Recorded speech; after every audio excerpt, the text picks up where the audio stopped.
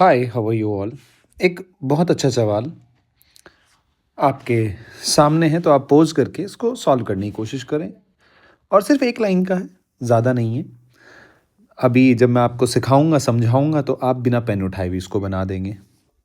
ये सारे सवाल वो सवाल हैं बच्चे, जो भौकाली बनाने वाले सवाल नहीं हैं, जो आपका साइंस का एप्टीट्यूड डेवलप करेंगे। ये जो भी सवाल हम डिस्कस करते हैं, ये सारे वे सवाल होते हैं। जैसे कि ये आपको इक्विलिब्रियम में सिस्टम दिया हुआ है। स्प्रिंग क्या है? स्प्रिंग कांस्टेंट सेम है, चलो जो भी है, सेम नेचुरल लेंथ है, ठीक है।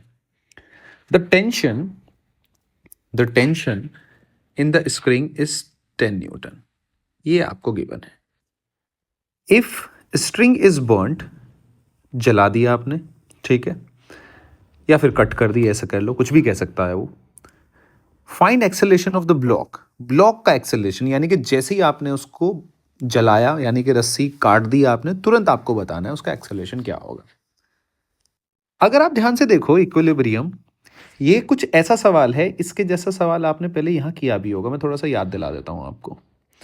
जैसे कि ये ऐसे, ये सवाल आपने किया होगा ऐसे, ये स्प्रिंग है, ठीक है, ये यहाँ ऐसे, ये इक्विलिब्रियम में ऐसे करके आपने कुछ ऐसा सवाल एक किया होगा। इधर ये फोर्स जो भी है F1, F2 और ये मान लो F3 ऐसे है। तो आप F1 F2 आपने देखा होगा, F1 प्लस F2 ऐसे लिखते हो ना equilibrium, plus F3 is equals to 0। आपने इसको ऐसे कट कर दिया तो इसका एक्सेलरेशन क्या होगा, ऐसे करके भी सवाल आ जाता है वो, ठीक है। तो उसमें सेम लॉजिक अब हम लगाएंगे। देखो ध्यान से देखो, पहले इसी को पूरा कर लेते हैं। अगर आप ध्यान से देखो, आपने F3 को कट किया, तो उसके बाद F3 को कट करने के बाद F नेट कितना है उसके पास, ये होगा। अगर आप यहाँ से देखो, which is equals to F3, पहले इस इक्वेशन से मुझे ये, भाई इस इक्वेशन से मैं लिख सकता हूँ। अब जैसे ही आपने कट किया तो इसके ऊपर फोर्स क्या लग रहा है, ये फोर्स लग रहा है, यानी कि मुझे तो ये पता है F net will be equals to MA होता है नहीं होता है। F नेट क्या है तुम्हारा, F1 प्लस F2 है या नहीं है, which will be equals to MA, ठीक है जी। इसका मतलब इसकी जगह मैं माइनस F3 भी तो लिख सकता हूँ, divide by M will be equals to acceleration. तो यहाँ से आपको एक बात पता चल रही है कि जो आपने काटा है उसके ऑपोजिट डायरेक्शन में इसका एक्सेलरेशन होगा। भाई F3 वेक्टर अगर ये है F3, तो बच्चे वेक्टर माइनस F3 कैसे बनाओगे, ऐसे बनाओगे ना। भाई वेक्टर की भी पूरी समझ होनी चाहिए, ठीक है।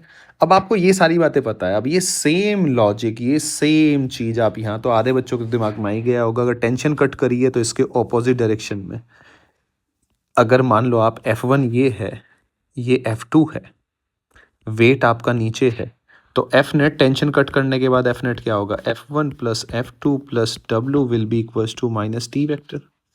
और ये आपका क्या है, F नेट।